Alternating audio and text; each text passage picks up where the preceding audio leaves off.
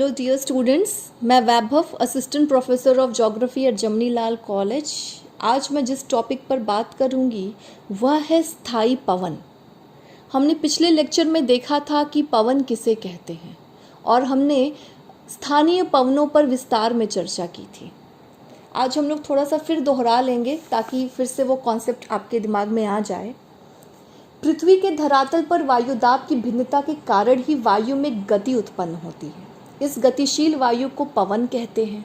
अर्थात पवन प्रकृति का वह प्रयत्न है जिसके द्वारा वायुदाब की असमानता दूर होती है। पवनें अधिक दबाव के क्षेत्र से कम दबाव के क्षेत्रों की ओर बहती हैं। वायुदाब की भिन्नता के आधार पर पवनों की गति निर्भर करती है। वायुदाब में भिन्नता जितनी अधिक होती है, पवनें उतनी ही तीव्र गति से बहती हैं। धरातल की पवनों का सीधा संबंध वायुदाब के अंतर से होता है। वायुदाब के अंतर को वायुदाब का ढाल या प्रवणता कहा जाता है। धरातल पर चलने वाली पवनों की प्रवाह दिशा और गति वायुमंडल के ढाल से ही ज्ञात होती है। वायुदाब और पवनों के संबंध में दो बहुत ही महत्वपूर्ण नियम हैं। पहला तो ये कि पवन प्रवाह सदैव उच्च दाब से निम्न दाब की ओर होता है, और दूसरा ये कि पवन की प्रवाह गति वायुदाब के अंतर की न्यूनाधिकता यानी कि दाब की प्रवणता पर निर्भर करती है। अब हम लोग विस्तार से चर्चा करेंगे प्लैनेटरी विंड्स के ऊपर, यानी कि भूमंडलीय पवनें। पृथ्वी के विस्तृत क्षेत्र पर एक ही दिशा में वर्ष भर चलने वाली पवन को स्थायी पवन कहते हैं। स्थायी पवनें एक वायुभार कटिबंध से दूसरे वायुभार कटिबंध की ओर नियमित रूप से चला करती हैं। अतः स्थायी पवन व्यवस्था की पेटियों के वायुभार एवं ताप कटिबंधों के अनुसार 3 भागों में बांटा गया है। पहला है सन्मार्गी पवनें यानी कि ट्रेड विंड्स। उपोष्ण उच्च दाब कटिबंधों से भूमध्य रेखीय निम्न दाब कटिबंध की ओर चलने वाली पवनों को सन्मार्गी पवनें कहते हैं। यह 30 डिग्री से 5 डिग्री उत्तर व दक्षिण अक्षांशों के बीच चलती हैं। इन्हें अंग्रेजी में ट्रेड विंड्स कहते हैं। ट्रेड शब्द अंग्रेजी का नहीं अपितु जर्मन भाषा का है, जिसका अर्थ ट्रैक या निश्चित मार्ग है। इन पवनों की मुख्य विशेषताएं इस तरह से हैं कि इन पवनों को उत्तरी गोलार्ध में उत्तर से दक्षिण तथा दक्षिणी गोलार्ध में दक्षिण से उत्तर दिशा में जाना चाहिए, परंतु फेरल के नियमानुसार कोरियोलिस बल के प्रभावाधीन ये पवनें उत्तरी गोलार्ध में अपनी दाहिनी ओर और दक्षिणी गोलार्ध में अपनी बाईं ओर मुड़ जाती हैं। इस प्रकार ये पवनें उत्तरी गोलार्ध में उत्तर पूर्वी तथा दक्षिणी गोलार्ध में दक्षिण पूर्वी दिशा में चलती हैं। अतः प्रायः इन्हें पूर्वा पवनें यानी कि ईस्टर्लीज भी कहा जाता है। दूसरी जो इनकी विशेषता है वह यह है कि लगभग 30 डिग्री उत्तरी तथा दक्षिणी अक्षांशों से भूमध्य रेखा की ओर चलने के कारण ये पवनें उत्तरोत्तर अधिक गर्म व शुष्क होती जाती हैं। इसलिए ये प्रायः वर्षा नहीं करती, परंतु जब ये किसी महासागर को पार करके महाद्वीपों तक पहुंचती हैं तो महाद्वीपों के पूर्वी भागों में खूब वर्षा कराती हैं। यह पवनें महाद्वीपों के पश्चिमी किनारों पर वर्षा नहीं कराती। यही कारण है कि इन अक्षांशों में महाद्वीपों के पश्चिमी भागों में विश्व के बड़े बड़े मरुस्थल स्थित हैं। विषुवत रेखा के समीप दोनों गोलार्ध की सन्मार्गी पवनें उष्णकटिबंधीय अभिसरण क्षेत्र बनाती हैं और ऊपर उठकर घंघोर वर्षा करती हैं। ये पवनें स्थायी व सुनियमित रूप से सुनिश्चित पथ पर चलती हैं और इनका वेग 15 से 25 किलोमीटर प्रति घंटा होता है। इनका वेग शीत ऋतु में अधिक और ग्रीष्म ऋतु में कम होता है। इनका अधिकतम विस्तार महासागरों पर होता है। हिंद महासागर में ये पवनें मानसून पवनों में परिणत हो जाती हैं। दूसरी जो प्लैनेटरी विंड है वह है पक्षुआ पवनें यानी वेस्टर्लीज। पक्षुआ पवनें उपोष्ण उच्च वायुदाब कटिबंधों में उपध्रुवीय निम्न वायुदाब कटिबंध की ओर चलती हैं। यह दोनों गोलार्धों में 30 या 40 डिग्री अक्षांश से 60 या 65 डिग्री अक्षांश की ओर प्रवाहित होती हैं।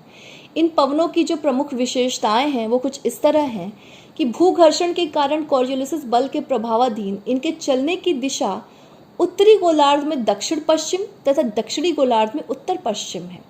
दोनों गोलार्धों में पश्चिमी दिशा से चलने के कारण इन्हें पछुआ पवनें कहा जाता है। दूसरा है गर्म अक्षांशों से ठंडे अक्षांशों की ओर चलने के कारण ये पवनें शीतोष्ण कटिबंध में स्थित महाद्वीपों के पश्चिमी भागों में वर्ष भर वर्षा करती हैं। तीसरा शीतोष्ण कटिबंधीय चक्रवातों तथा प्रति चक्रवातों के कारण इनका प्रवाह अस्थिर तथा अनिश्चित होता है। चौथा, उत्तरी गोलार्ध में महाद्वीपों के विशाल स्थलखंडों की उपस्थिति के कारण इन पवनों की पश्चिमी दिशा में विकार पड़ जाता है। पांचवा, दक्षिणी गोलार्ध में महासागरों के अधिक विस्तार के कारण इनके मार्ग तथा गति में कोई अवरोध नहीं होता है और वहां से अधिक नियमित तथा तीव्र होती हैं। पछुआ पवनों का सर्वश्रेष्ठ विकास दक्षिणी महासागर में 40 डिग्री से और 65 डिग्री दक्षिणी अक्षांशों के बीच होता है। यहाँ ये बड़ी तीव्र गति से चलती हैं और इन्हें बहादुर पछुआ यानी कि ब्रेव वेस्ट विंड्स कहते हैं। इनकी तीव्र गति से उत्पन्न होने वाली ध्वनि के अनुसार इन्हें रोरिंग 40s, फ्यूरियस 50s और श्रीकिंग 60s कहते हैं। ये सभी नाम नाविकों के द्वारा दिए हुए हैं। ध्रुवों की ओर इन पवनों की सीमा बहुत अस्थिर होती है। यह सीमा मौसम के अनुसार परिवर्तित होती रहती है। अगला है ध्रुवीय पवनें, पोलर विंड्स। ध्रुवीय उच्च वायुदाब कटिबंधों से उपध्रुवीय निम्न वायुदाब कटिबंधों की ओर चलने वाली पवनों को ध्रुवीय पवन कहते हैं। इनकी विशेषताएं इस प्रकार हैं। भू घूर्णन के कारण इनकी दिशा उत्तरी गोलार्ध में उत्तर पूर्व से दक्षिण पश्चिम तथा दक्षिणी गोलार्ध में दक्षिण पूर्व से उत्तर पश्चिम होती है। ध्रुवों से आने के कारण ये बहुत ही ठंडी होती हैं। न्यून तापमान वाले क्षेत्र से उच्च तापमान वाले क्षेत्र की ओर चलने के कारण ये शुष्क होती हैं और वर्षा नहीं करती। अधिक शीतलता के कारण इनकी जलवाष्प को ग्रहण करने की शक्ति भी कम हो जाती है। ये पवनें पछुआ पवनों से टकराकर पछुआ पवनों के ध्रुवीय वाताग्र पर शीतोष्ण कटिबंधीय चक्रवातों को जन्म देती हैं। इससे मौसम में परिवर्तन आता है और व्यापक वर्षा होती है। पृथ्वी सूर्य की परिक्रमा यदि न करती तो वायुदाब तथा हवाओं की पेटियों में स्थायित्व हो सकता था, किंतु पृथ्वी की वार्षिक गति के कारण उसकी सूर्य से संबंधित स्थिति में परिवर्तन होता रहता है।